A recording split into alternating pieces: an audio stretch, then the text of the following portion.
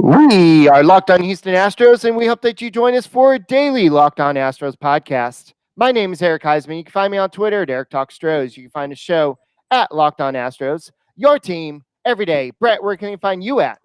They can find me at H-Town Wheelhouse on Twitter and at Stros411 on Twitter, Instagram, and Facebook. Always positive, always Stros.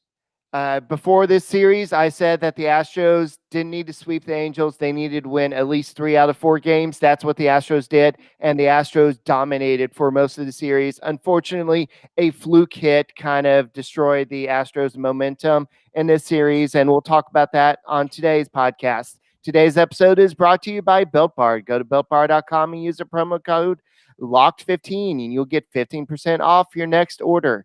And don't forget, you can get Locked On the Astros on podcasting app Himalaya, as well as Odyssey or Google Podcasts, Apple Podcasts, and Spotify. When you get in your car, tell your smart device played podcast, Locked On Astros. So this has been some series. The Astros have scored a lot of runs. I know that the offense came alive on Saturday, and we'll talk a little bit more about what happened in terms of Saturday's game. I know Jake Odorizzi left after only one batter, but who saw? I know we got to talk about today's game or Sunday's game, but let's talk about Mr. freaking Kent Emanuel. He made his he was supposed to, he kind of warmed up in Friday's game. He was just promoted on Friday, and he came in on Saturday after Jake Odorizzi only lasted 5 pitches. He got one out. 5 pitches, yeah. And I was thinking, man, this guy's probably going to stay in 2 innings. The Astros are going to burn out the bullpen. And this guy just kept on going and going and going like he's the freaking Energizer Bunny. And he just stayed in the whole game. And I don't think anybody saw this guy coming. He wore the number 0 for the number of games that he should have been suspended. Yes. This guy was throwing flames. He didn't even look like he freaking broke a sweat.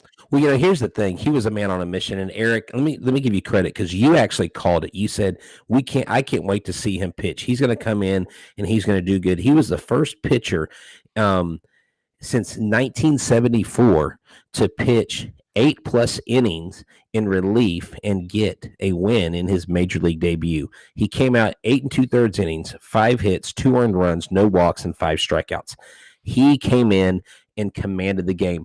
That is, one of those things. I kind of jumped on a impromptu locker room, and I think you had said it pretty aptly. When you bring in a guy like that, you expect him to go 2, 3, 4 innings, right? Expect him to fill in some innings and then, just leave the game and bring someone else in. But what a good move by Dusty Baker leaving him in, because for all intents and purposes, this is one of those starts where I think as a manager, you would be more careful and more conservative in your allowing him to continue. But he was working so efficiently through the game that Dusty Baker didn't have a problem with it. The 2 home runs he gave up were solo shots. It didn't do much damage, and they supported him. That's what I call picking your pitcher up. When you come in and you score 8 runs, it is a big boost to Jake Odorizzi. He left with forearm soreness. I have not heard an update on that, but that was a good win. And you called it 3 out of 4 games. I'll take 3 out of 4 games the rest of the year. You know what I'm saying? And Mike Trout being out, we had to take advantage of it. I hate him being out and being injured because we don't wish that on anybody, no matter who the player is. But dude, they came in and despite the loss today, they look like they're a little bit better. They've got other pitchers that are coming back. Altuve will be coming back soon. But, man, what a great weekend, especially for those at the ballpark. Yeah, and the whole series, the Astros, they look like they're back to having fun. And that's why I said this Astros team, they play better when they're loose, when they're having fun, when it's an excitable team, because that's just how they are. And so I know that you talked about what's going on with Jake Odorizzi. I have in notes. James Click came out to say that, that he's being examined today. More will be known when the test completes. But Astros GM James Click gave a more optimistic view of the injury during an interview on the team's pregame radio show today. And the initial read was it was more of a muscle cramp in the pronator muscle, which is not the flexor mass. So whatever that means. So basically in his forearm, okay, between his elbow and his wrist. So he got a cramp in his forearm. And anytime you're throwing, if you act like you're gripping a baseball or make a fist, your forearm is tight. And I'm assuming when he was throwing, as he was throwing, he was feeling like it was kind of gripping, kind of like, like a muscle cramp in your leg when you start running and you pull a hamstring or you get a cramp somewhere. So that's actually a good thing. This is a good question, Eric. Who steps up, Ken Emmanuel or Luis Garcia or someone else if Odorizzi is out, maybe misses a start, down the road? Well, honestly, I know that we'll talk about this a little bit later, but the rotation has kind of been lined up for the Mariners series, and I wouldn't be surprised at this point, Kent Emmanuel. I wouldn't be surprised if he gets the start for Thursday. Well, I mean, right, why because not? he needs 3 days rest after that, right? So Well, yeah, but he pitched Saturday, and so Saturday would line him up for maybe what? exactly. Yeah. So Yeah, yeah, Thursday. That's a good call. yeah, I think he'll be lined up for Thursday. So I would say that Ken Emmanuel, especially with Luis Garcia pitching today, how many innings did he pitch today? I think he went at least. Luis Let me Garcia. see. Yeah, it's funny. I just jumped off of that page. Dang Oh, it! that's fine. No, that's He okay. pitched 1 2/3 innings today, so Okay. he could technically still pitch on Thursday, but that's on short rest. So I know that Tony says that Cole Hamels is still out there. I don't think the Astros have a lot of money to go out to get anybody. And looking at what who's that guy that Shack by the seashore? I'm kind of glad that the Astros did not retain him because he doesn't look like he's the guy that the Astros probably needed. But the Astros just need to get the guys who are healthy. They need to get Paredes back, and Kent Emmanuel. He's showing that he belongs, and he said that he's been waiting for this moment. And I love the interview after the game with Julian Morales. He said that he was just sitting down. He just had his coffee, and he was just trying to settle down, get ready for a game. He wasn't already. He just had the coffee rush, and then then they're like, hey, you might want to start warming up, and because something's wrong with Odorizzi. And he's like, wait, what? And he's like, I just drank coffee. And so he had this little caffeine There rush. you go. There you and go. so he was just out there, and he's like just trying to calm down. And he's like, but you can tell that as he was walking around the back of the mountain, he's trying to settle himself down, kind of like Billy Chappell in the Perfect Game, where he's like, calm the what's that phrase? He says focus the mechanism. Yeah, and dude, that's a great analogy. I love that movie. You know what he should have done, Eric? He should have said I was having a Red Bull and totally turned that into like an endorsement deal. Yeah, he said all of a sudden they're like, hey, you better start loosening up, and he said, so here we go. But he said that he said it was pretty wild, but I've been expecting this moment for quite some time, and I was ready because this guy is no spring chicken. He's 27, 28 years old. So he's old man. Yeah, he's been waiting for this moment. So he's been prepping for this, and he's probably rehearsed this moment. He's like, okay, so when I make my major league debut, I'm just gonna kind of just go out there. I'm gonna just breathe, relax. And he looked like he was in control. Like I said, he didn't even look like he broke a sweat throughout the whole game, and he was throwing strikes and he was making contact. Yeah, he looked good. So, Eric, who was the last Astro to wear number 0 before Ken Emmanuel? LJ Hose. That's all right. Hose in the house. So Hose were mad, weren't they? Yeah. So a lot of people are like, well, now we can't wear that jersey. They should have retired that jersey. But no, I think that this was just awesome. I mean, he did get 5 strikeouts, but I know he gave up the home run to Albert Pujols, and he looked pissed off after that. But a lot of Astros pitchers have given up home runs to that, and so to Albert Pujols, and you can't get pissed off about that. That just happened. So do you know how many home runs he has now? Against the Astros, I want to say it was like 68 or something, 58 or something. Well, I think it's like 62 against the Astros, but overall, I think he was on number 666 or something like that. Well, this weekend. You know what? So I think that after everything that Kent Emmanuel has been through, I think that he needs to buy his parents, for all the patients, a Blue Nile. A Blue Nile, that's right. Blue Nile is is something I want to tell y'all about. It's brought to you by 1010, a capsule collection of diamond rings that are responsibly sourced, limited edition designs at fair price points.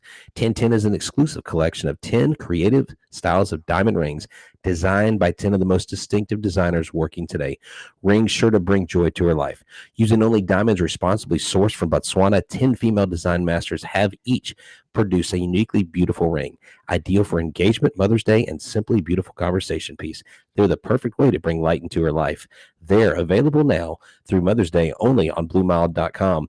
Just search the words 10 by 10. This collection features high-quality fine jewelry and will surprise and delight because they are fairly priced. When I looked at these, Michelle Fantacci's ring stood out as one that I would buy as a gift. It's a conversation piece. It's so unique and cool. So if you're on the hunt for the perfect unique ring she'll treasure forever, you're definitely going to want to check this out. They won't be around for long, so find them now by searching the words 10 by 10 only at BlueNile.com. Well, I bet that a lot of people like Fernando Tatis Jr., so let's talk a little bit about betonline.ag. Oh man, betonline.ag. You need to see if there's a props bet on like how many more home runs this guy's going to hit against the Dodgers this season. He's got 5 in the series. He's on fire.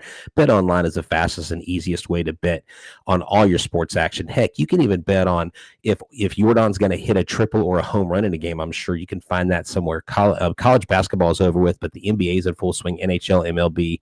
It also covers awards, TV shows, and reality TV. Real-time updated odds and props on almost anything you can imagine. BetOnline has you covered on all the news, scores, and odds. It's the best way to place your bets, and it's free to sign up. Head to the website or use your mobile device to sign up today and receive your 50% welcome bonus on your first deposit. BetOnline, your online sportsbook experts. Use a promo code LOCKEDON. This year, the Locked On Podcast Network is partnering with the Draft Network to cover the NFL Draft Live. Get insight and analysis from Locked On, local experts, and Draft Network's national experts. Subscribe to Locked On NFL YouTube page to watch the live 3-day coverage of the NFL Draft, April 29th through May 1st. All right, so yeah, I know a lot. Everybody seems to like Fernando Tatis Jr. Everybody seems to like what the Padres are doing, and I know that they're playing the Dodgers pretty good, but we are kind of talking about the Astros, so let's kind of focus back on that. I know that Danny Medina said that was a fun game yesterday. Yeah. We had a lot of runs scored, and wouldn't you know it, once you score, wasn't like 16 runs? 16 you're not runs, gonna, yeah. you only score what, 2 runs next day? Doesn't that always happen? So it's just like, it's No, yeah. frustrating. So my guy Danny Medina and Bobby Benavidez went to the game. I'm kind of bummed. I think my phone's broke because I didn't get a call that they were going to be at the game, but that's fine, guys. We'll get you on the next time. But Eric, what was great about that game? 16 runs, 18 hits, 11 of those hits extra base hits. I mean, everybody was involved. If that doesn't show you the potential that this lineup has, now they're not going to, obviously, they scored 2 today. They're not going to put up 16 runs every game. Like you said, it's baseball. Sometimes it's famine or feast. But this team has the ability to have the highest runs average per game, I think, of anybody in the American League. If the pitching can do what they did in this series, and they can go win series 2 out of 3, 3 out of 4. You know what I'm saying? Even if it's a 4, even if they split here or there, and they can win series, they can win more than they lose. They can make up ground really fast because their run differential is still way better than everybody else in the AOS, despite Oakland's 12-game winning streak. Are they still winning? Did they keep their streak alive today? I'm not sure if that game's over. I think the Orioles actually snapped it. So They have did. a Oh, 14. yes. Okay, they did. Yeah. Oakland. No. Oh, no. Wait, hold on. Wait, I don't know if that was yesterday, but let me see. Okay. No, No. yesterday. The Orioles won today 8-1. Okay, So good deal. the winning streak is snapped. But Eric, even in spite of that, I believe the Astros still have a higher run differential. I mean, this team scores a lot of runs. The pitching has been a major concern, and they look good this weekend, man. They really looked good. The Astros are no longer in last place. Breaking news: the Rangers are back to being the bottom dwellers. They're 9-13 with a negative 18 run differential. The Astros are 10-11 with a plus 18 run differential. The Angels are 10-10 with a negative 17 run differential. Wow. The Mariners are 13-9 with a +4, and the Oakland A's are 14-8 with a -2 run differential. And get this, tonight we had a 7-inning no-hitter thrown by Madison Bumgarner. I don't know if you saw that. That just came across the But it line. doesn't count. It does not count. It does Oh, not. are they count not counting those as a no-hitter? It does not count as official no hitter because it's a Really? seventh Oh, inning game. that That's as far sucked as for I know. them. It's not does not count as official no hitter. So See, that's the thing, Eric. Why would you have that and not count it, right? I mean, maybe put an ad. Anyways, no, I know, yeah. I know. I Don't want to get sidetracked, but all these rule changes, and I mean, the Astros actually almost had the 10th inning guy on second rule beat them the other night when they went to extra innings, and Right. Roel Garcia got that walk off. Luckily, they won. Dude, Yeah. I'm sorry. I hate the runner on second thing in extra innings. I just don't like it. That was the first time. And was that Friday night's game? That was the first time the Astros had an extra inning game. So that was all season. I didn't even know that. Yeah, that's true. I didn't think about that, but I mean, that could have bit them in the butt. You know what I'm saying? I just don't like it. I don't like all these changes. I think they're changing things too much, Right. too fast. Anyways, so yeah. So get back to Steve Harden. I took it Yes. off, but his comment says, "I'll take 3 out of 4 anytime versus the Angels." Yes, I mentioned that earlier in the show, and he said also that it's a great way to start the homestand for sure. And I know the Mariners are coming to town, so it's going to be a big series. Danny Medina says it's a big series coming up versus Mariners, and yes, I think. I mean, it's too early to really look at the divisions, really honestly, but it does matter at this point to kind of look. You don't want to get too far behind, but at the same time, it doesn't really matter, but it does in a way. So they need to kind of focus this. And so Nathan Brown kind of brings up something. He says, I wouldn't expect the same results that Emmanuel goes out, being that they have film on him now, but wow, what an MLB debut. Yes, I would agree. They're expecting to face Jake Odorizzi, and then all of a sudden you have this tall left-hander that comes out, and you're like, "What the heck is this guy throwing?" They had no idea that this guy has never pitched above AA, AAA. yeah. So yeah, I think that, and also this guy was pumped up. This was his major league debut. This is a long time coming. This guy was drafted in the first round in 2013. And, This has been a long time coming. Right. And, again, he's motivated. You mentioned it, the number 0, the objection he has to the suspension. I mean, he basically said Major League Baseball needs to clean things up, the way they test, the way they get the results. But yeah, I mean, when you're motivated, I mean, and it's not like I'm sorry. I don't like when people say, well, I'm motivated by my haters. Man, forget that negative energy. He was motivated because he said, you know what? I am worthy. I am here and my time is now. He probably had that Eminem song, one shot, one opportunity playing in his head because he pitched like it. And I remember you texting me, you're like, holy crap, did you see what Ken Emanuel did? And I mean, we were all freaking out. And so, yeah, we actually talked about that in the first part of the show, Danny, where he's the first guy since 1974 to do that. And so that was great to see. Man, the Mariners come to town. Let's hope that they, keep the steam train rolling. And man, Jordan getting hits, Eric, not just home runs, but hitting the ball and making contact. He's not just a home run hitter. He can hit the ball, and I think that's huge. Now let me ask you this, just as a side question. Would you rather Jordan hit home runs or triples? Home runs. I don't want him running, trying to extend his knees. So yeah, just hit it out of the ballpark. But he looked like he was having fun as he was running around the bases. He was like, "Hi, I'm at third base." Yeah, he was like, yeah, that was fun. He's kind of like the old George Springer thing where he's like, "Hi," or thumbs up or something. But speaking of which, I know we kind of talked about this, but I really I know that that Click said there's a possibility that we could see Jose Altuve return back to the lineup today on Monday versus the Mariners. But I really do like Carlos Correa at the top of the lineup. He kind of does bring back the kind of George Springer kind of power. he does, dying man. up and he had that leadoff homer. What was that? And Saturday's game.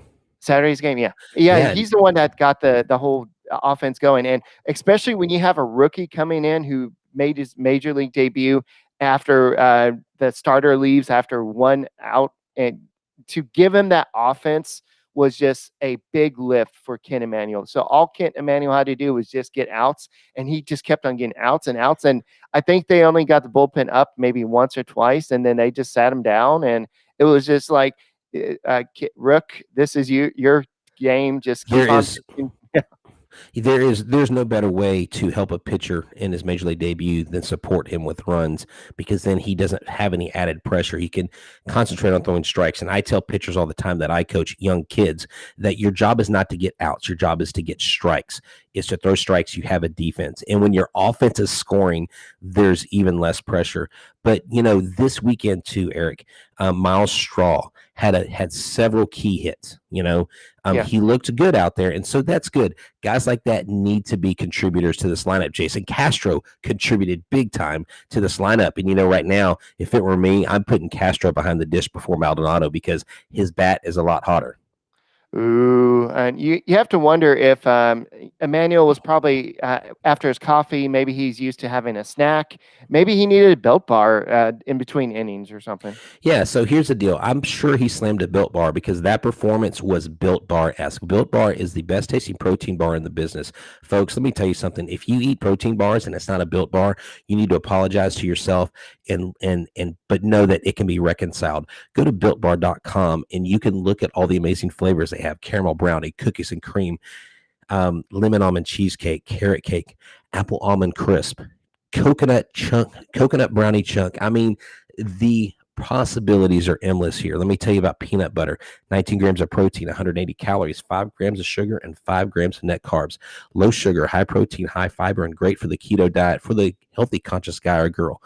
Built Bar right now has reset this promo where they get a free cooler with every purchase while supplies last, okay? So go to BuiltBar.com and use a promo code LOCKED15, that's LOCKED 15, and you'll get 15% off your next order. Use a promo code LOCKED15 for 15% off at BuiltBar.com.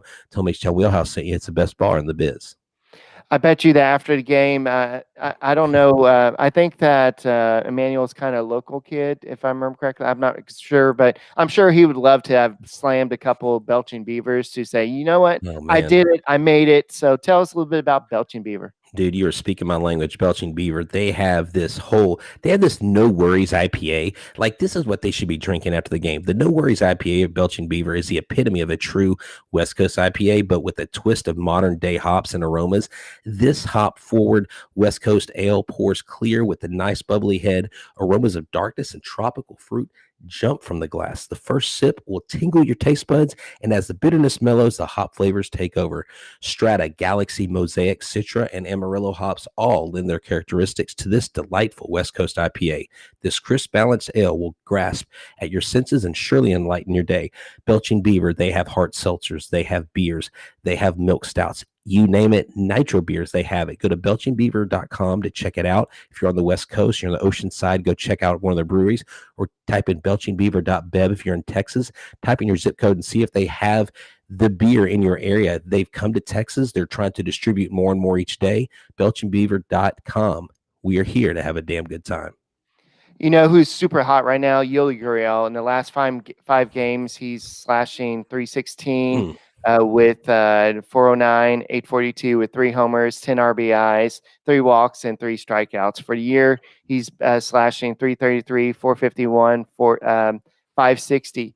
And he's crushing. He crushed a ball today, and he basically tied the game. It was a pitcher's duel. And we're going to talk a little bit about what happened today. I know we focused on the good thing that's happened. So let's go and talk a little bit about today's game and what happened. I know that Lance McCullers was pitching a pretty good game. It was a pitcher's duel. And unfortunately, you had that, and you had Iglesias, dribbler, and then Fletcher. And it just seems like sometimes bad luck just happens. So Fletcher hit a roller that was going towards first base, and it literally hit the bag.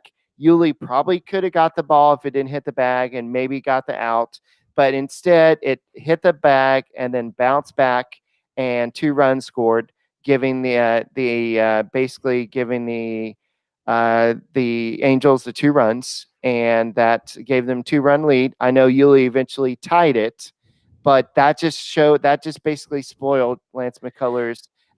What he said was a solid B plus, solid B, 85% type of ranking.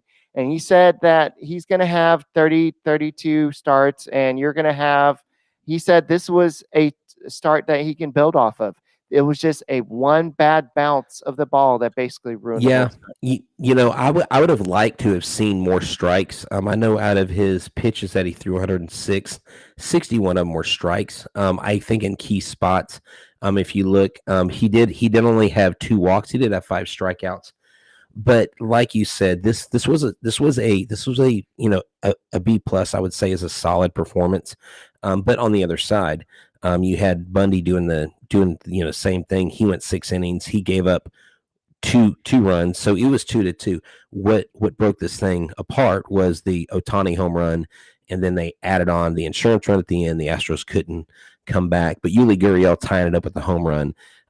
He's doing really good. That $8 million club option is looking really good right now, Eric. I would not. I would make sure that I keep my thumb on this $8 million team extension, or that club option for next year, especially if he goes through the season like this, hitting over 300 or stays around 297, 315. Keep this guy in there because he is a good contact bat and he's a great team player. Yes, it is Built Bar, not Bilk Bar. So go try it out. Did I say Bilk Bar? Okay, now come on, Travis.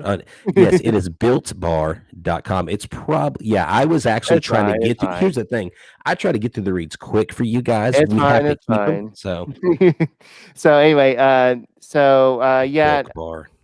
I think I know a lot of people. I don't understand all the hate I see on Twitter towards Lance McCullers. I love the guy, and he's a gamer. Maybe it's a Houston accent. I don't know. I don't think I have a Houston accent. I can talk like this, but I don't think that's how Houston people talk. That's not a Houston accent. No, I don't see the hate. I just think people get frustrated, especially with the fact that we extended this guy for 5 more seasons. So I think there's a higher expectations. He's supposed to be this leader on this team now, and so you expect more from him. And we have to understand that he is coming off of Tommy John surgery, and so he is going to have his ups and downs. I mean, I know he had last year too. So, but he's still. This is his second season after Tommy John. So, well, it's easy for us to criticize, okay, and what Eric and I do here on the show is we try not to be so much a homer that we don't call out the things we need to call out, but we also understand that it's a game, it's a marathon, not a sprint. What people focus on is they focus on the big contract, and they think because you sign the big contract that you're supposed to perform. Now, it's not like a crazy contract. If you remember back in the late 90s, Kevin Brown signed that ridiculous contract with the Padres and then just totally fell apart and his career went down the tubes. Most pitchers that sign massive contracts don't fare well. I mean, Garrett Cole is actually doing pretty well for what he's getting paid, but they didn't pay Lance a ridiculous amount of money.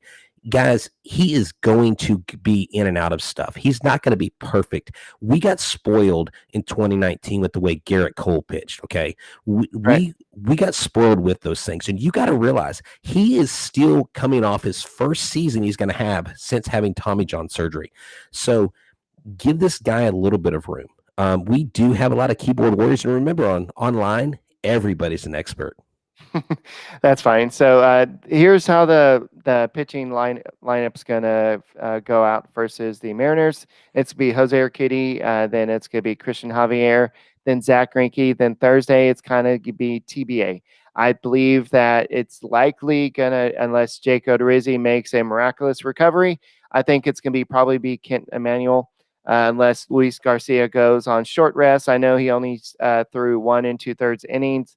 But I think that at this point, Kent Emanuel is stretched out, I would say, because he threw 8 2/3 innings. So I would say that he is pretty stretched out. So I'm sure he's going to be going. So hopefully the Astros continue the winning ways. The Mariners are looking at the record, they are a tougher team at this moment than the Angels. I know that Ohtani and Trout are probably better than any players the Mariners have. I know that Trout got hurt, and I think that I don't know. I think we did talk about the Mike Trout thing. We'll have to talk about that later, but about him leaning into the pitch or not worried about it. He did. He stuck his elbow out. We talked about it. He stuck it out. So hey, one thing I want to talk about is something we have to think about is Brooks Raley, and we need to watch these relief pitchers. Brooks Raley, Joe Smith, these guys, when they come in for relief, they're going to have to do a better job. I mean, Brooks Raley's ERA is 9 right now. He's got to shore things up, and so that's going to be a key against this Mariners team. Well, Joe needs money. No, Joe Smith, you're paying a lot of money. If you're going to just cut him loose, you're going to have to suck up that money. And no. I'm not saying cut him loose. I'm saying we got to watch them this week. It's going to be key against the Mariners what our relief pitchers do. Oh, okay. Yeah. That's what I'm saying. What Ken Emanuel did was he saved the Astros bullpen. And I mean, look at what the Angels had to use their outfielder, and he was throwing BP, and basically Kyle Tucker actually got a homer because he was it was off a 60 something mile per hour curveball off their outfielder. So the Astros had a day, but then they only got 4 hits the next day. That's always how it goes. So anyway, we'll be back tomorrow with the next Locked On Astros podcast. Don't forget, you can check us out every day, and go Astros, and let's continue to winning ways. I'm not worried about this one loss, and we'll talk.